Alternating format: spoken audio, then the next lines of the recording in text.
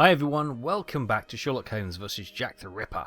After last time sorting out what's happening to the stolen bodies from the hospital and finding out it's due to some sort of sideshow types, parlour games in Victorian era, and a little bit of a side hustle by one of these charlatans, we are looking for a disguise, and then we are heading out. Have we got our disguise on? We started off in the room, so I assume we have. So let's head back into. See, there's Watson there. I assume we've changed. Let's have a look. See, any more clues or anything updated which we need to have a look at? No, we've all looked at that. We've looked at that. We've looked at that. Watson? I must go to the Central News Agency. Well, goodbye then. Goodbye then. The Central News Agency. Is it that one there? Right. No, that's Hanbury Street. No. Ah, there it is. I must go to the Central News Agency. I am at the press agency where Bulling works. Right, Central News Agency, 9th of September. Didn't get a chance to read it. Did we just let ourselves in, did we? Should we have a little look around first? Well, that gentleman is unaware of our presence, so we can have a little bit of a poke around. The fire has almost gone out, but the stove is still burning hot. Okay, so it suggests that people have left not in the too distant past. They've got some money there, lots of paperwork. All these abandoned, or I say abandoned, these desks at the director's office. A mirror. Okay. Lots of paperwork, packages, bins overflowing with probably correspondence and leads and false accusations and all sorts. He's either aware of us and ignoring us, or he's... I would imagine these are compartments to organise the paper's incoming dispatches. Yeah, it does look like pigeonholes. Well, we've waited long enough. He's staring at the smog in London streets. What do you want? It would be very informative to search Bulling's desk before meeting him, but first I must get rid of this bothersome person, perhaps by offering him a scoop. Oh, okay. What do you want? It would be very informative to search... Gotcha. Right, let's find... Where am I going to get a scoop from? Probably off one of these desks. Do I have anything on me? Ah, do I tell him about that? Do I tell him about the charlatan? Yes, I do. Good evening. I'm looking for Tom Bulling, the journalist. He isn't here. He must be sleeping off somewhere. He gave me a tip. He wanted to save a scoop for me. He always gets a good dirt, and yet when he comes in here, it's just to warm his behind. Look, he pulled his desk over the stove. Ah, so that's Tom Bulling's desk then. We've got the scoop for you. Listen, Scoop, I'm bringing it over. Only if Bulling isn't here, I'm leaving. Wait, what's this scoop? Bulling promised me a reward for info. There's a charlatan who does spiritualist seances that are a little bit special. He steals corpses from the morgue, puts makeup on them, dresses them up, and then uses them as puppets. I'll give you your dues. We'll pay you if this info is true. I'll write down the address of the hideout on the crook's leaflet, but the police will be in on this one, so you better get there in time. Understood. I'll go alone. Too bad for Bulling. Hey, you wouldn't have a little something in advance? Look on Bulling's desk. I know that he always leaves a few coins around for his snitches. Cheers. Yeah, there we Watson go. won't be pleased that I'm divulging the case, but I don't see any other way. Oh, what's that? IOU. Can we have a look at that? It'd be in documents, won't it? No. Okay, fine. This is Bulling's desk. A crumpled letter. Permit me to defend myself against this slanderous accusations brought against me. You were not lied to regarding the fact. Mr. Bulling spends all of his time on the most... I can't read that. Odious? Is it odious? Of pubs. But I am only doing my work as a journalist. It is during these outings... Oh, it's an O. Okay, so that was odious. outings that I can find the best information, because I am in contact with the common man. Let me prove it to you, dear boss, that I can bring to this agency what it deserves, the most extraordinary and the most stimulating information. Something.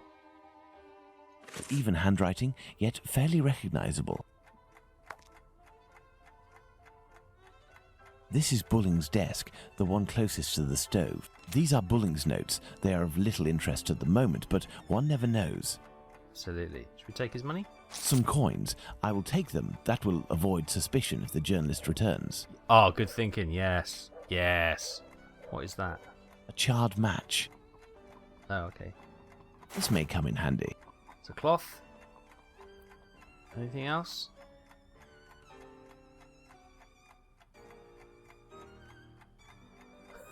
Hunt the pixel? No, I think we've got everything.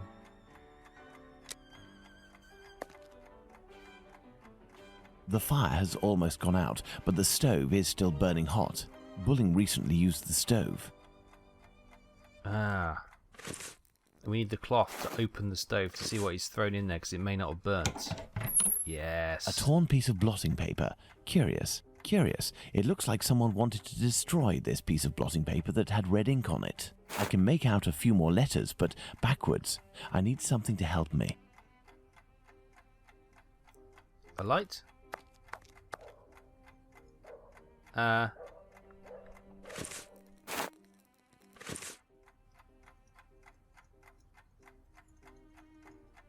Okay, let's have a look at the document, shall we? Crumpled letter. Oh no, that's it. Well, that'll give us a measure of his handwriting. So what do we need? What do we have? Don't think we're done in here. Ah, a mirror! Of course, it's backwards. By putting this piece of blotting paper in front of the mirror, I can read what is written. Information on the Whitechapel killer. Call by telephone. Wow. Right. Apparently, our journalist gets his information by telephone too. Sadly, the name is almost erased. If I telephone one of Bulling's contacts pretending to be his assistant, I might learn something of interest. Well, it's going to be Wolsby then, or Walesby.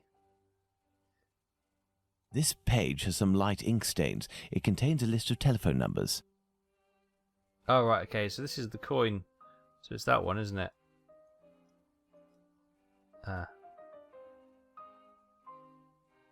Ah, okay. 1875 then. I've gone the wrong way. And that's the telephone number. That's clever. Hang on, so it's 1694? No, I assume it's 18. I'm assuming it's 1875 because that's that image, isn't it?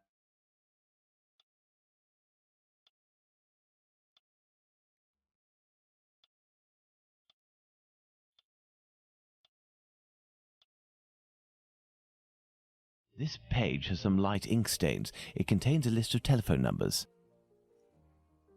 Ah. Walesby 1875, an ingenious way to save his contact. There we go. Central, Walesby 1875, if you will. Thank you, I will wait.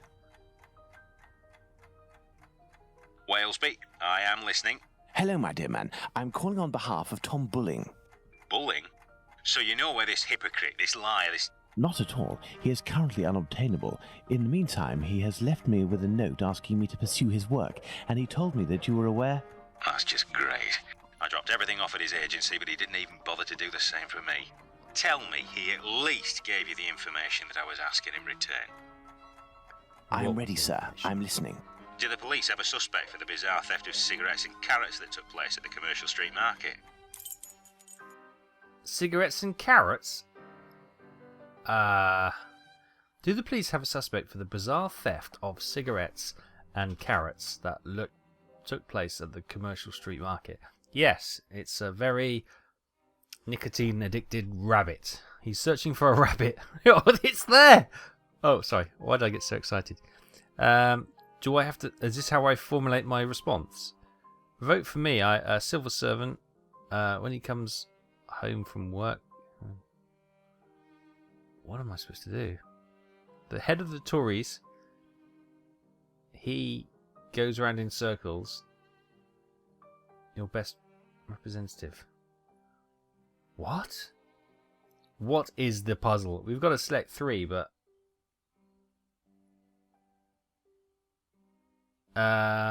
Scotland Yard, because it's about the police. Cigarettes and carrots.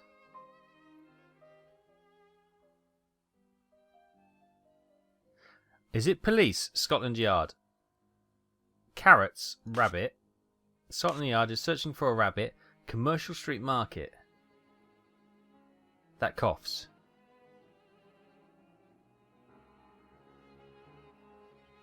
That coughs. Because of the cigarettes. Oh, come on, I think, according to Bulling, that Inspector Lestrade's team is looking for a rabbit with a bad cough. Oh my god. Ah, damned Bulling. One day he'll be in some serious trouble for mocking the police.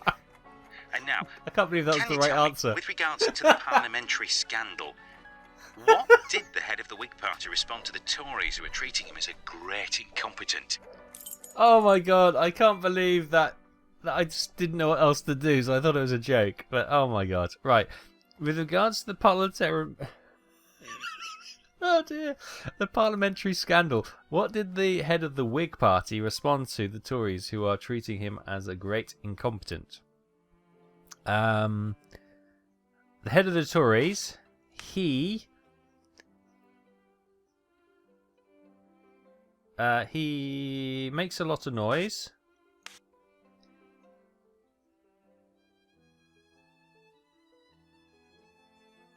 Great incompetent.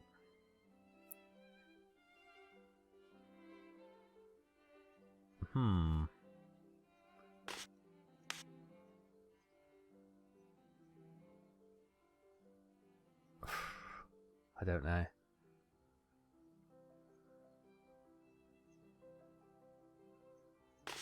He goes round in circles. In secrecy. No? Okay. In circles. Okay, it's not that then. The head of the Tories is never tired and has already read the newspaper. Is your best representative? No.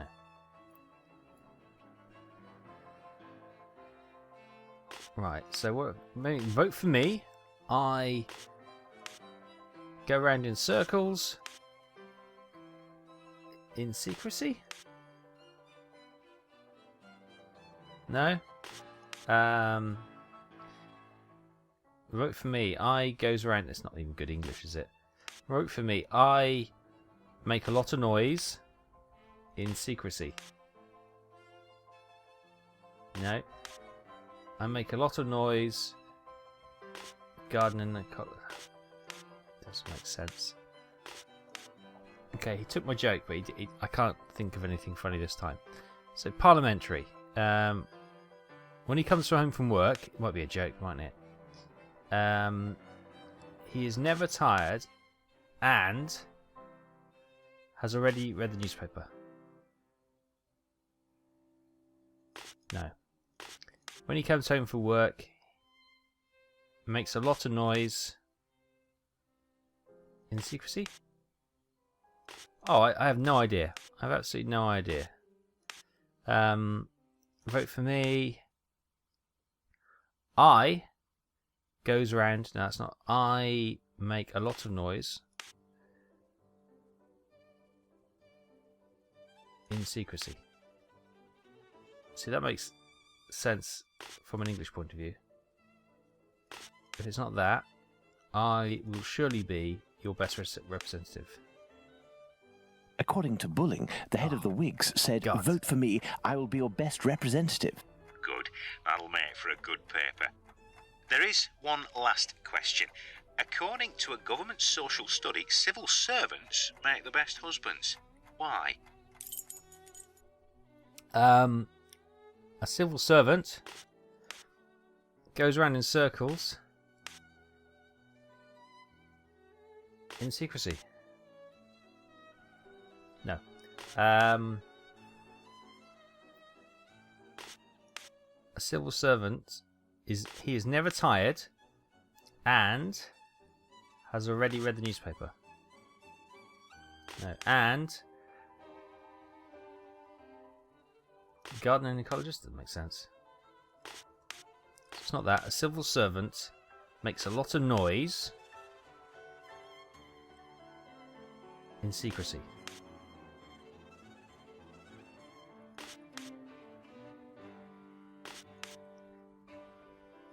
A civil servant will surely be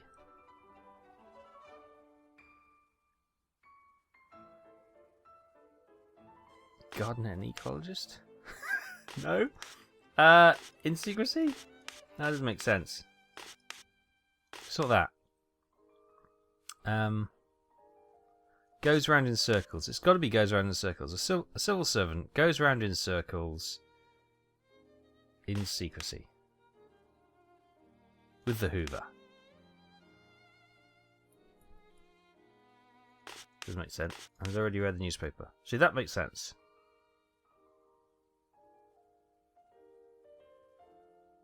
Or maybe it's when he comes home from work. He is never tired and has already read the newspaper. I believe I can confirm that it is, because civil servants aren't tired and have already read the paper when they come home from work. Very true. Good. It seems like Bulling has finally done his work. As everything is all in order, can you now tell me where the information is that you sent to the agency? Yes. There is a large brown envelope near the dispatch cabinet. It's in there that we exchange our tips with Bulling. 1,000 thanks. Goodbye, sir. My salutations to Bulling. Right. Oh, that I made that really hard work, didn't I? Yeah. So a brown bag.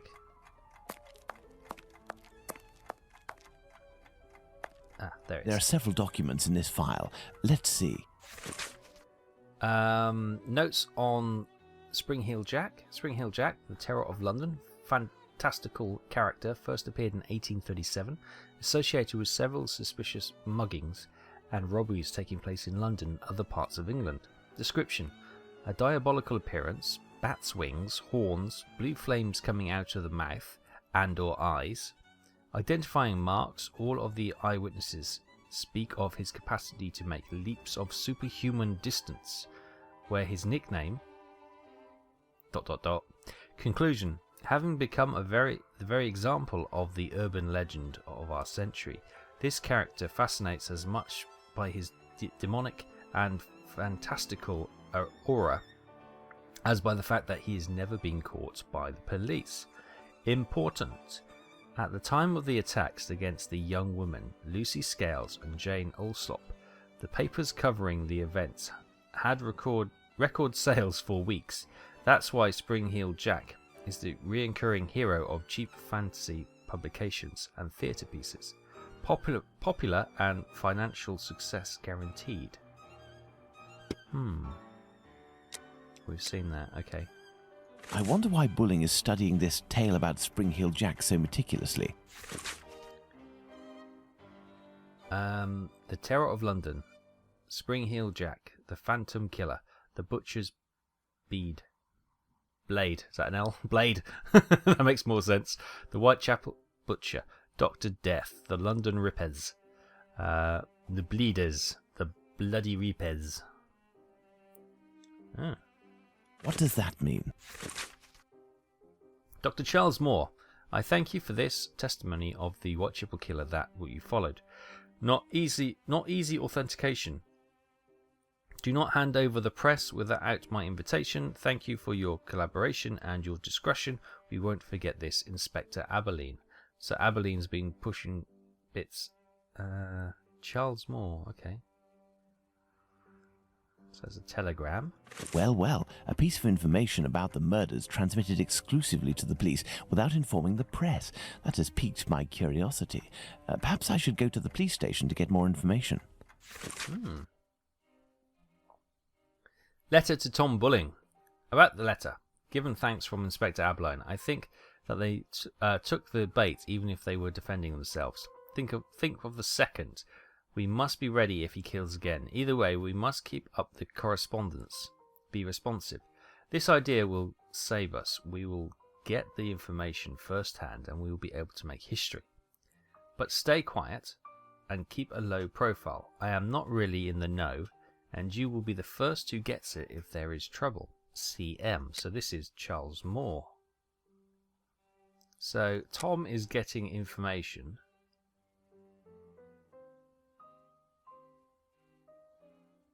And they're building a kind of a mythos around the killings, which they are now giving to the What does police. that mean? I think they're trying to build it up to bring into some sort of supernatural entity. I need more information. Oh, okay.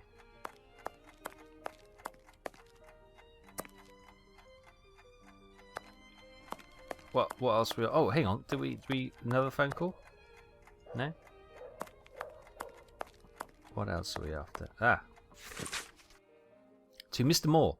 Mr. Moore, I have noticed that one of your employees, Thomas Bulling, arrived at the meeting in a state of inebriation. I must ask you to take care of your team's discipline. I know that you indulge in this journalist, given the explosive information that he manages to flush out, but his behaviour is unacceptable. This should not repeat itself, and I will hold you personally responsible. The Assistant Director. Bulling's boss, Mr. Moore, seems to be protecting the journalist. I have inspected everything, but there's no sign of Bulling. He must have dashed off to his HQ, the Wasp's Nest. However, before I go to see him, I should find out about this mysterious information. It could help me get something out of the journalist. To the police station, then. Let's go to the police station. Let's all go to the police station. Is there a big police station, or are we just going to go to the one in Whitechapel? Probably the one in Whitechapel. Let's go to the police station. I can't move. I can move. Right. Come. Back again, are we? Come this way, good man. The inspector has a few questions to ask you. Here is the man, Inspector. Congratulations, Humphreys. So, my lad, one would say that you owe us a bit of an explanation for having left something with us. What is your full name and profession? Sherlock Holmes, consulting detective. Well, how about that? Mr. Holmes, can you explain this get-up, your presence in the neighbourhood despite my instructions, as well as this most opportune restitution of jewels? Firstly, I should tell you that not being under your command, I never understood what you said as an order, but rather as advice. I thought I would be wise to follow them to a certain extent. I intended to explain the stolen goods sooner or later. My presence here will allow me to fill you in on a few conclusions that... If it is in regard to the Whitechapel murders, it won't help us much. We have no doubt that we will be revealing the identity of the murderer to the people in the area in a day or two. I'm impressed, Inspector, and I offer you my sincerest congratulations. Nonetheless, you should investigate a certain doctor. Listen, Holmes, let us do our work. You've rid us of a great pain in the rear end by finding those jewels for us. It's weeks of work that you've saved us. But I think you're a little underqualified for a case like that of Jack the Ripper. Until it's over, I demand that you do not set foot in the area. Is that clear? I take note of your advice, Inspector. You mentioned Jack the Ripper. Pardon me, but you know the name of the murderer? Oh, it's from a letter that the Central News Agency sent our way. It was written by the killer. And even if it can't be proven, it must be recognised that the signature is striking. This information is confidential, and I would ask you to keep it to yourself, Holmes. Can I have a little look? Out of mere curiosity, Inspector. Then I shall disappear. In that case, I don't see any objection. Thank you so much. So here are the famous red inked letters, but we know Tom Bulling had red ink and was not making up. Well, yes, making up. But I'm sure. Well, it's been a long time since I read up on the Jack the Ripper, but I'm sure some of them were definitely fabrications. But a couple of the early letters, I think there were some details in them that were not made public.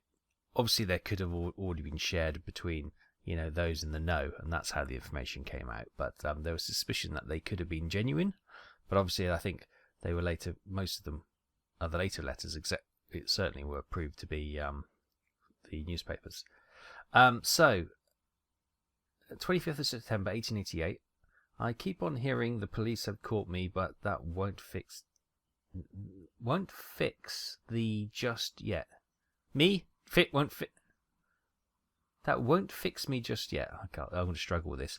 I have laughed when they look so clever and talked about being on the right track. The joke about leather apron gave me real fits. I am down on whores, and I shan't quit ripping them until I do get buckled. What does that say? We'll go with buckles. Grand work, the last job. I gave the lady no time to squeal. How can you catch me now? I love my work and I want to start again. You will soon hear from me with my funny little games. I saved some of the proper red stuff in the ginger beer bottles over the last job to write with. And it went thick like glue, and I can't use it. Red ink is fit enough, I hope. Ha ha.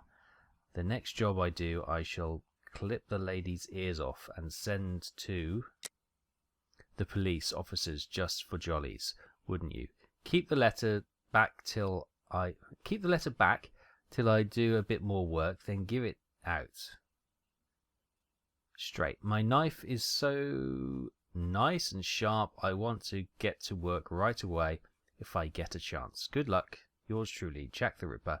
Don't mind giving you the trade name. P.S. Wasn't good enough to post this before I got all the red ink off my hands, 'cause it no luck yet. Great. They say I'm a doctor now. Ha ha.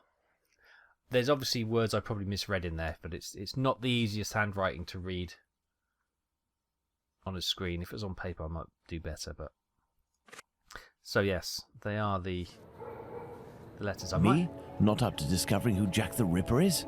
Well, we'll soon find out, won't we, Inspector Aberline? I know who wrote the Dear Boss letter signed Jack the Ripper that Inspector Aberline gave me, and above all, I now know why. This Tom Bulling was inspired by this fantastical character to build a myth out of the Whitechapel killer. Perhaps he would be receptive if I shared my discovery about him and prevent him from accusing Squippy. I must find him at once. My best bet would be to try my luck at the pub. Yes. I might do some reading on Jack the Ripper, about the letters especially. See if that's going to help us do more clues. Yeah, because I've only got snatches of information in the back of my mind from when I read about this 15, 20 years ago. So I can't rely on everything. I can't rely. Holmes, I got your message and here I am. I can't rely on the information that's fresh in my mind, let alone 20 years old. So, yeah. Watson? Oh, there you are. Good. Got your gun? We're going in. Perfect, Watson. That oaf Bluto is looking for us with evil intentions, and he may be hiding here. I will try to get more information inside. You, Watson, will be our lookout, and at the slightest suspicious sound, do not hesitate to call the constable on his rounds.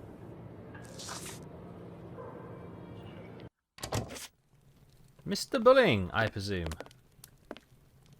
No one else in the pub? Good evening, Mr. Bulling. We know each other? No, however, I have some information that may be of interest to you. Talk, my friend.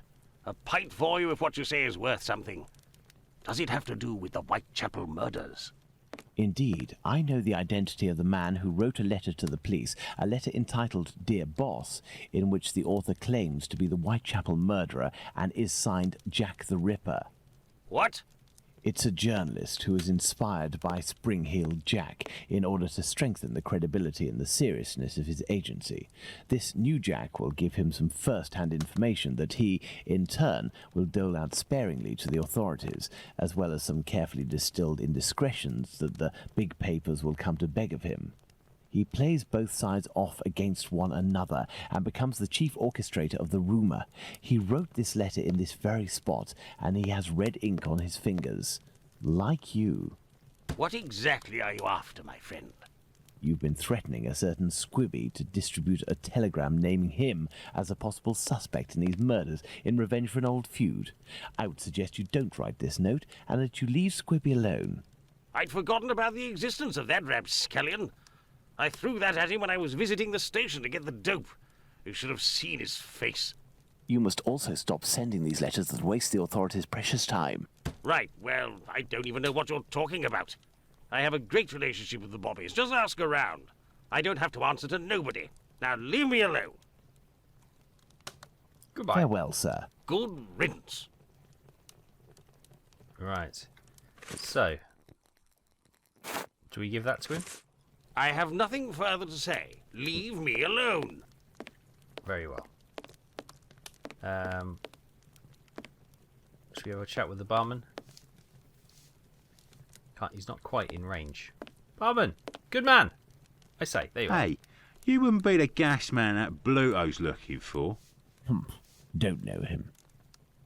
Right, never mind. Hello, lady. Yes, sir? Blank me then. Right, are we done here then? Let's hurry to the police station, Watson. We are close to our goal. Squibby will be able to reveal what he knows about Tumblety. Squibby, so that's it. You're a free man again. We were just coming to the station to find you. Yeah, the Bobbies agreed to let me go, and I came to see Bluto before ferreting you out. So, you've seen the newspaper man? Yes, he is in the pub and everything is taken care of, but I'm waiting to hear what you have to say about Dr. Tumblety. Okay, but we have to be quick. One night, I goes to see Bluto in his hideout that ain't far from the boarding house where this Tumblety bloke has a room. I see him coming in too. He must have been on one real binge. To the point, the Tumblety fella was there, and he smiles at me, all nice like. He tells me he's a great Yankee doctor, but my business interests him. I'm interested, I tell him, but I'm not the type to just jump right in without getting to know a person, see?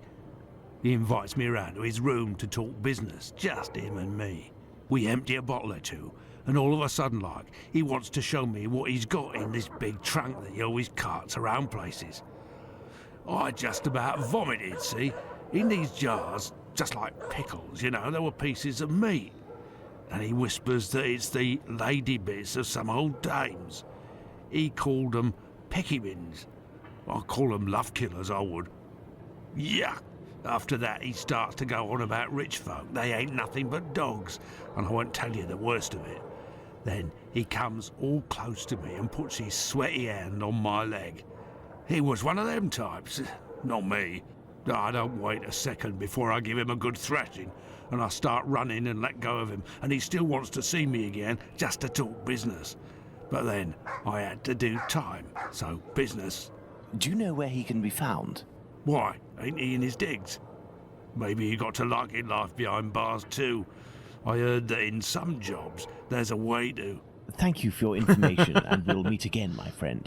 Here is the sum I promised to get you out of London. Ciao, fella. I've just got a little score to settle with Bluto, and I'm heading for the country.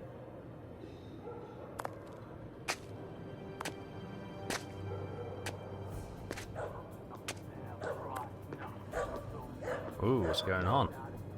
Ambush?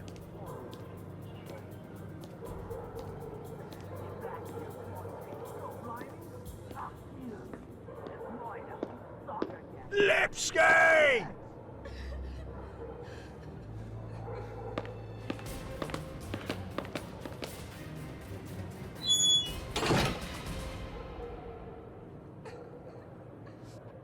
My dear Watson, we must strike while the iron is hot. We have avoided meeting Dr. Tumblety until now. The time has come to do so. Do you have an opinion, Holmes? We must assure ourselves that the factor collector of female organs and a murderer who removes said organs are resident in the same area at the same time is nothing more than coincidence. Right. Yeah, right. Right.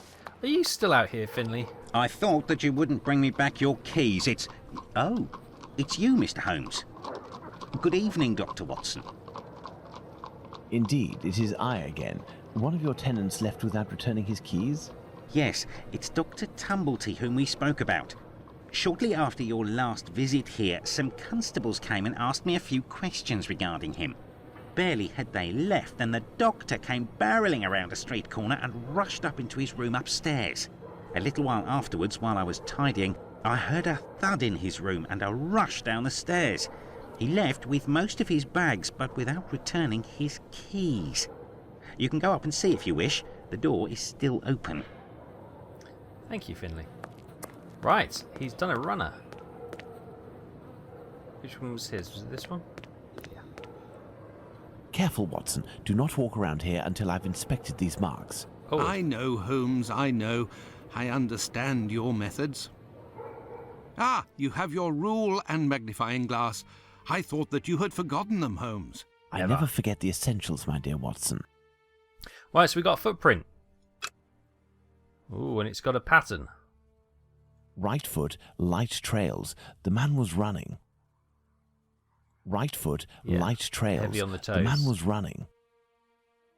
Right foot, light trail. Okay, we'll measure it then, shall we? 24 inches. Size 13. Yeah, okay, cool. Anything else?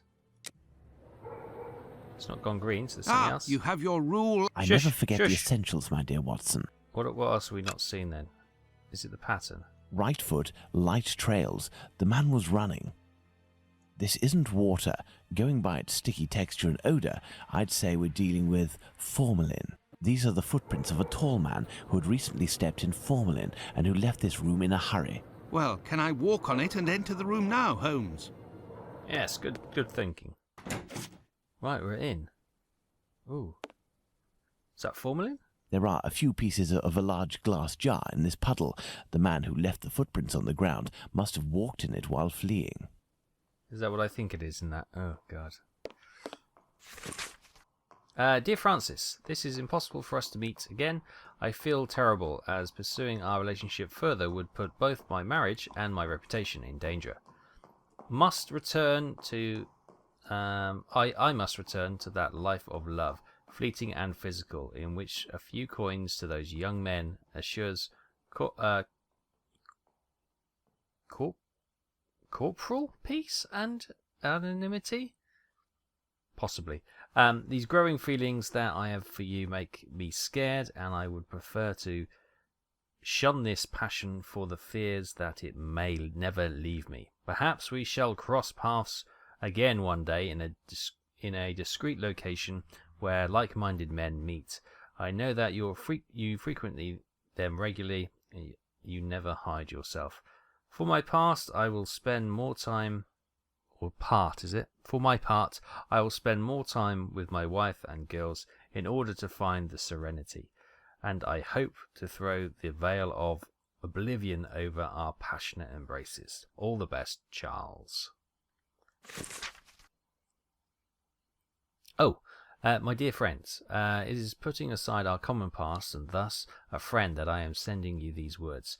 I have learned from some mutual friends of your recent trouble with the law. You should be more careful. England is nothing in common with the Wild West, but her seedy areas can be just as dangerous. Your attraction to young rogues will cost you dearly one of these days, whether it be at the end of an alley or on the benches of a jury. A man of your quality and fortune does not have to frequent the hovels and bring his pistol with him everywhere. It is not necessary to use violence to find partners, unless this violence pleases you. Certain circles that we used to frequent are still open to you. Take advantage of this healthy and respectful company rather than demeaning yourself with these destitute lads. And pray, get rid of that god-awful chest. Who knows what the people to whom you show, while bragging, must think and speak of it. The man you once loved, Henry. This Dr. Tumblety seems to be attracted to men more than women. That much is clear. So, the doctor has a handgun, and he would use it to restrain young men, perhaps. Perhaps. So, I don't think he is our killer. Do not understand how you found yourself in this situation. Your passionate discussions on the legitimacy of this war should have convinced more than one. I still remember when you imitated him during the meeting. You struck that very charismatic pose, and you explained, Vicksburg is the key. The war can never be brought to a close until the key is on our pocket. We all applauded. I am sure that even Lincoln himself would have applauded. During these dark hours, it was rare to have the occasion to laugh. So many deaths, ending with our much-loved president, killed by this coward and left to join those of the victory at Gettysburg, who courageously fell so that the next day the key would be in our pocket. If this letter is addressed to him, it would appear our doctor is a veteran of the American Civil War. Vicksburg is the key. Now, that is interesting. Is it? I don't know what that means. Is this the chest? Going by its size, this enormous trunk must be a wardrobe. These brackets are rather unusual. What do you think, Watson? Let's see, Holmes. These are the names of the battles from the American Civil War. Oh, God, I've got no hope with American history. Let me just... I'm going to have to Google this, because I haven't got a clue. I know all of my American viewers will be going, oh, really? Come on. We live and breathe this. But, yeah, this is not something that's really taught. We know about Gettysburg. I've not heard. Have I heard of the others? Probably not, actually. So let me just Google these. So what's this? Fort Sumter. Oh, I've heard of that. The battle. The Battle of Fort Sumter was on April the 12th, 13th, 1861. The 12th of the 4th, 1861. I am under the impression that the dates written correspond to the battles, Holmes, but one is missing. Oh, yeah.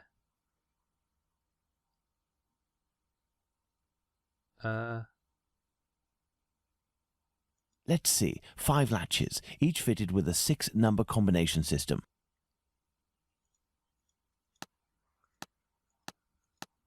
Oh, I've got to guess the uniform as well. And the flag.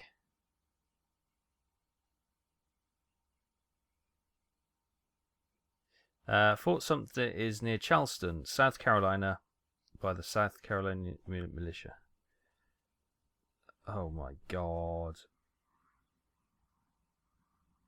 Hang on a minute. Oh no, there's no evidence that we can use to... Right, so it was the Confederacy captures Fort Sumter. So the Confederates were the grey coats, weren't they? So grey hat. I am under the impression that the dates written correspond to the battles, Holmes, but one is missing. But how do I change? Oh, I see. Okay, so that's going to be... Can I...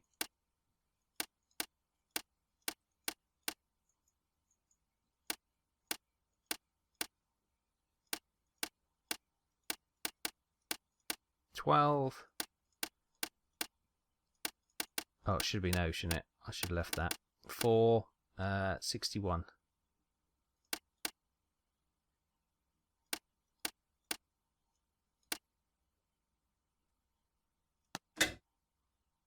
There we go. Confederate. Perfect. Right. Right. You're going to have to wait for my Google Woo on this one.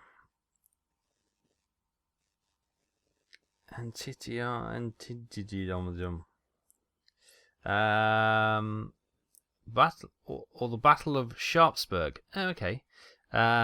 particularly in the southern Union States, was a battle of the American Civil War fought on... Okay, because he's a Civil War veteran, isn't he? So that makes sense. Fought on the 17th of September, 1862, between the Confederates and obviously... Who won? Victory for the Union. Okay, so what was the date? 17th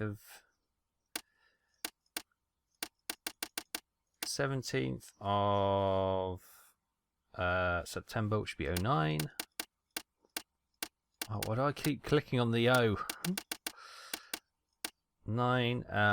62. So that was... There we go, the Union. Brilliant. Right, from this Wikipedia page, can we find Chancellorsville? Rather than me having to Google all that.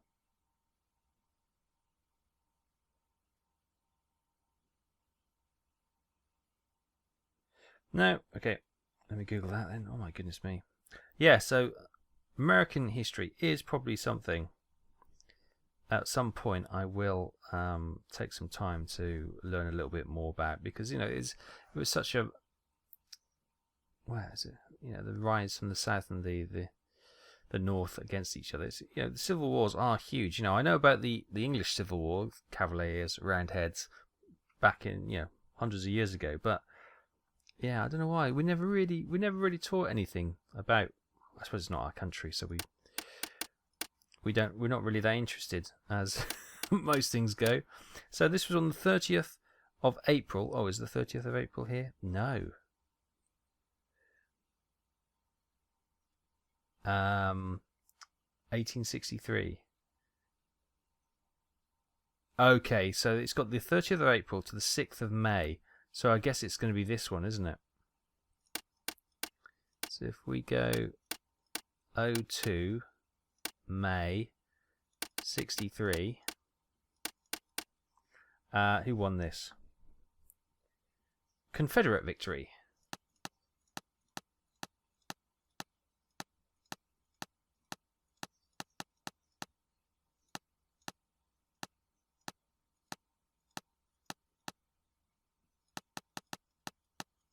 Oh.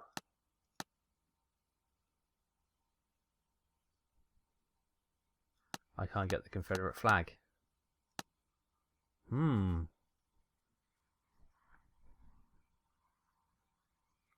was the army of Joseph Hooker and Robert E. Lee.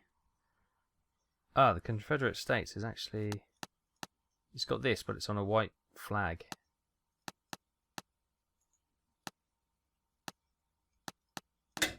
Oh, had it.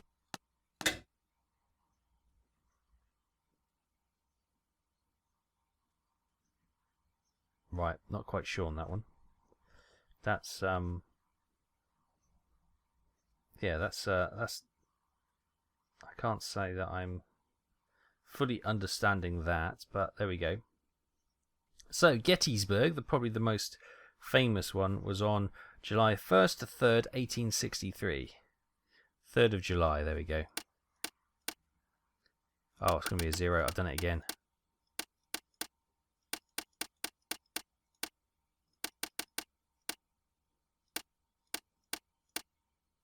And the Spanish won it.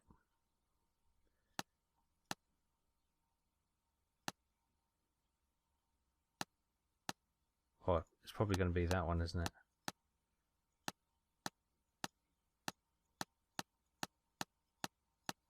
No.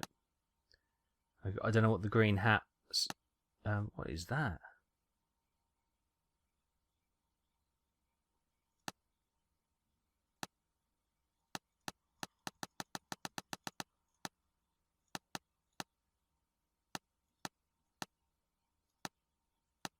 Could be the green hat then, isn't it? There we go. I don't get the connection. So if somebody can tell me the connection between the... I get that. That makes sense to me. That makes sense to me. These two, not so much. Unless these are regional flags, are they? Don't know. But is that so? It says the Army of the Potomac and the Army of the Northern Virginia. Are these the, unless they're their representation of the Potomac Army and the North Virginia Army? That's all I can guess. But yeah, if anyone could explain that to me, enlighten this ignorant old fool about the American Civil War, I'd be greatly appreciative, because I do want to learn. You know, it's one of those things you could just say, bah, don't know, don't care. But actually, no, I generally do. I am interested, and I will have to spend some time to learn a little bit more.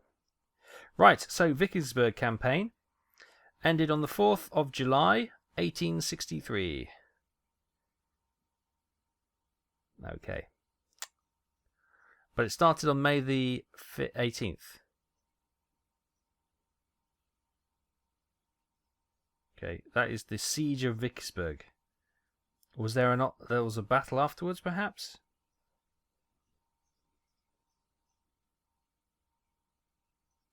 So what have we used? We've used 61, we've used that one. 62, we've used that one. 63 May, we've used that one. So the top line is gone. Then we've used the 3rd of July, which we've used that one. So we've got these two dates left. So when are we looking? We're looking at 63. Okay. So the morrow, the key. Victory. The morrow, as in tomorrow. When was Vicksburg? 4th of July.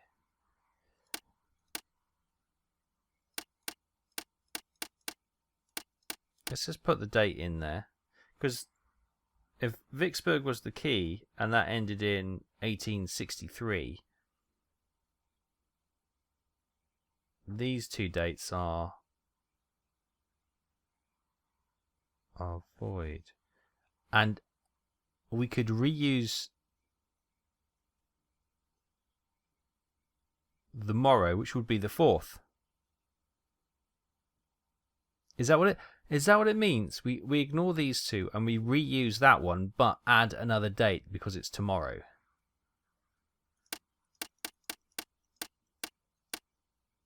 Is that it? And then figure out. In Mexico, is it? That one? Elementary. Well, we say elementary, but I think that was, for somebody who doesn't know American history, that was bloody hot nightmare. Even with the Googling. Oh. This is dreadful, Holmes. This trunk contains 4 jars in which organs are floating. Watson, can you tell me at a glance what these organs are? I would say that they are parts of female reproductive organs. Are these specimens fresh? No, and I am quite certain of it. From the colour and appearance, I'd say these organs have been in these jars for several months, if not years. Okay, so let's go to Baker Street. Probably not our killer then. Is there someone here? Yes.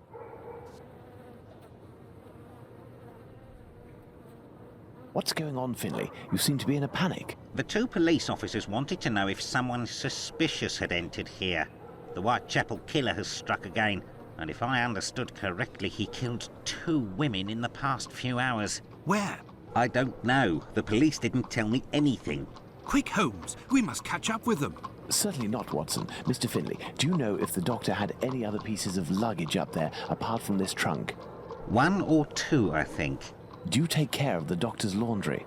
My wife does laundry for the tenants once a week. The sheets likewise. Would you be kind enough to let us know as soon as possible if the doctor shows up again? Certainly. I'm just worried that he won't be back, you see, and I'm annoyed about my keys. Understandable. Holmes, I don't follow. The Whitechapel killer is, at this very moment, very close by, and we are just staying put, twiddling our thumbs. The Whitechapel killer has always been nearby, and what will we do? Go back to the scene of the crime or crimes and mix with the onlookers and trample the crime scenes even more? No, our time will come. Let's return to Baker Street. Let's go back to Baker Street. Home, sweet home. And the copper's there as well. Oh, brilliant. We were less than 200 feet away from the first victim a few minutes before she was murdered. We might even have heard the murderer's voice. And we haven't done a thing for the past week. You're the one not doing anything, Watson. For my part, I have been working, and as you know, I've made good use of this week by tracking down and verifying all of the solid facts on these two murders to write up the notes that are on my desk, read them over again, and try to gain a bit of perspective. Right, okay.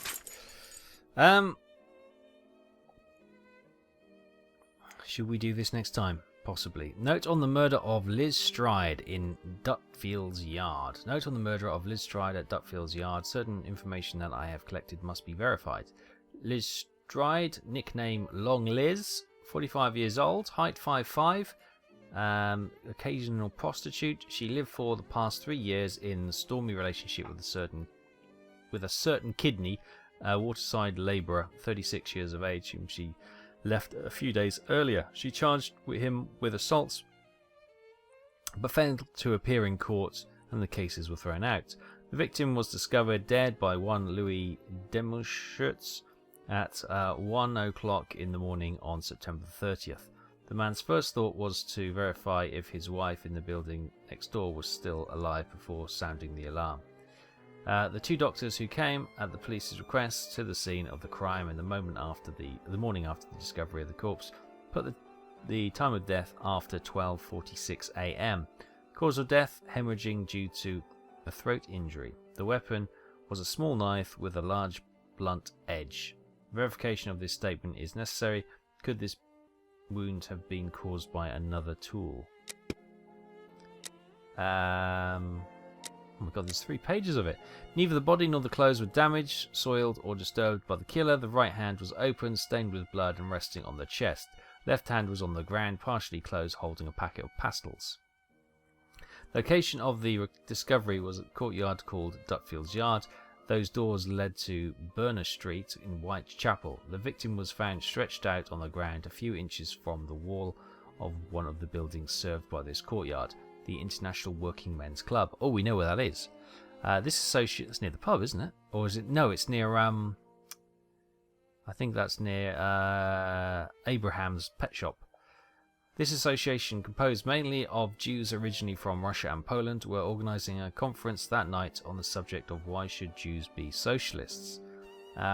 Presiding by Mr. Morris Eagle, the meeting ended at 11:30 p.m, but many members remained to debate and sing within the premises of the association. An American present, that evening declared to have been in the courtyard at 12:20 a.m. and went into the street and didn't see anything unusual. He then returned back inside the club, but his estimation of time spent outside is approximately at best.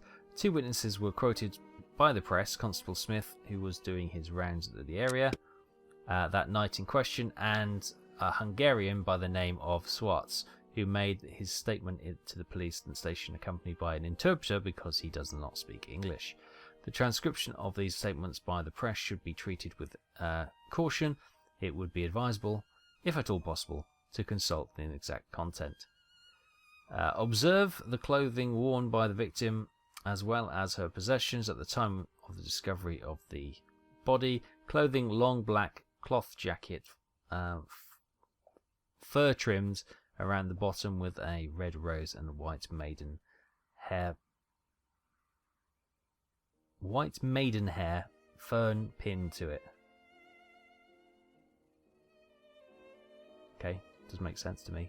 Black shirt, black crepe bonnet, checkered neck scarf, knotted with the left side, dark brown velveteen bodice, 2 light serge petticoats, 1 white chemise or chemise, white stockings, spring-sided boots, 2 handkerchiefs. 1 is noted to have fruit stains on it. Okay. A thimble, a piece of wool around a card. In the pocket of her underskirt, a key, a small piece of lead pencil, 6 large, 1 small button. Oh, 6 large and 1 small button. A comb. They need some commas in here. A broken piece of comb. A metal spoon. A hook, as for a dress. A piece of muslin. Or 2 small pieces of paper. Right, okay. Oh my god, there's another one. Is that 3 pages long? Oh, I'm not going to read that. Right. And we'll just do that, the highlights. Catherine Eddowes, 46 years old, 5 foot, occasional prostitute. Regular relationship with John Kelly. Regular employed, the man was. Same age as the victim. Found dead at 1:44 a.m. on the 30th of September by PC Watkins, who was on his rounds. Secured the area and calling watchmen from the warehouse located some feet from the crime. Doctor arrived on the scene at 2:18. Sorry. The victim had just been dead for half an hour, so about 1:45. The corpse had been very mistreated. Cause of death: hemorrhaging due to throat wound. Another throat wound. Medical examiner also confirmed that additionally the extractions committed on the corpse were done post-mortem by a right-handed man possessing a long-bladed knife. Oh, this could be our guy. The victim was subject to numerous mutilations. The victim was found stretched out in the dark corner of Mitre Square, a notorious meeting spot for prostitutes and their clients because of the remote, poorly lit location. It should be noted that the victim was freed from the Bishopgate Street police drunk tank at 1 o'clock in the morning. Mitre Square was visited at 1:30 a.m. by PC Watkins coming from Mitre Street, at 1:42 a.m. by PC Harvey coming from Church Passage. 2 police constables didn't see anything suspicious in the area, but it should be noted that PC Harvey didn't enter into Mitre Square, unlike PC Watkins. The watchman who came to lend a hand from Watkins at the time of the discovery, the body had been awoken during the time of the crime. His door had been located a few feet from the spot where the victim was dying, and did not hear anything until the police's call.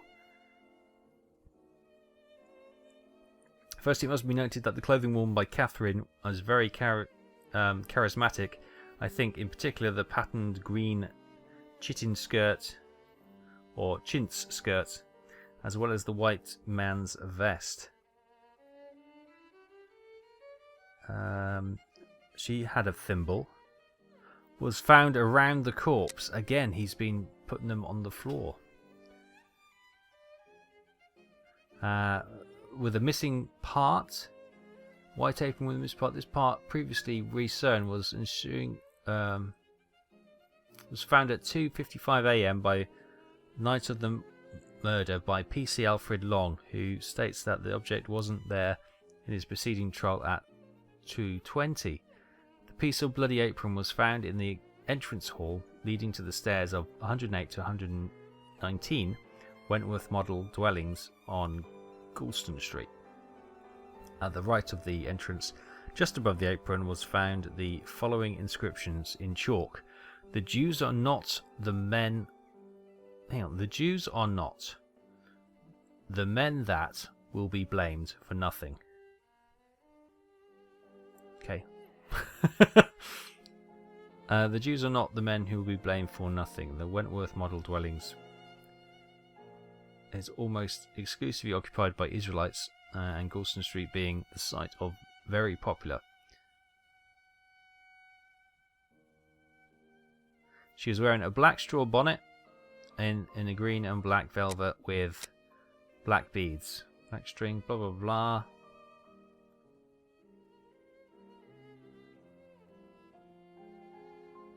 Okay, I'm not going to read all this. Talking about what she's wearing. Okay, we might need to refer back to that if that's important. 2 small blue bags, 1 short black clay pipe, 2 tin box containing tea, 1 tin box containing sugar, 1 tin matchbox empty, 12 pieces white rag, 1 piece coarse linen, 1 piece of blue and white shirting. Okay, that's a bit weird. Several buttons in the thimble. Mustard tin containing 2 pawn tickets. 1 in the name of Emily Burrell, 52 White Row, dated August 31st. 9 pence for a man's flannel shirt. The other is in the name of Jane Kelly of 6 Dorset Street and dated September 28th, 2 shillings for a pair of men's boots. Both addresses are false. Printed handbill, portion of the pair of spectacles, 1 red mitten. I have read and reread them, but give me something to do then. A task where I can get stuck in, because... Find me a slaughterhouse that will give us exclusive use of its block for an hour.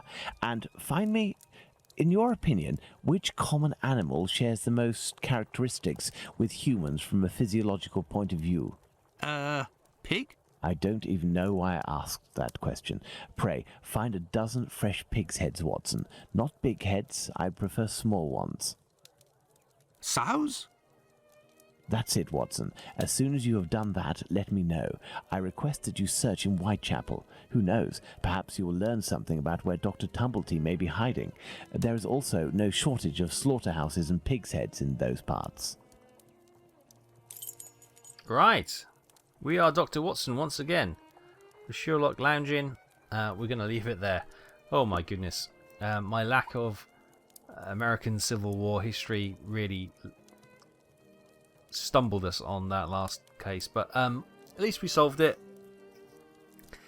Wasn't easy, but we got there. Now we're heading to Whitechapel to get some pig's heads and use of a butcher's. So Holmes clearly has some sort of experiment he wants us to do, and those 2 descriptions we read, it does sound like Jack has been active before. So we'll pick this up again next time. Thank you so much for watching. Join me back very soon for the next instalment of Sherlock Holmes vs. Jack the Ripper.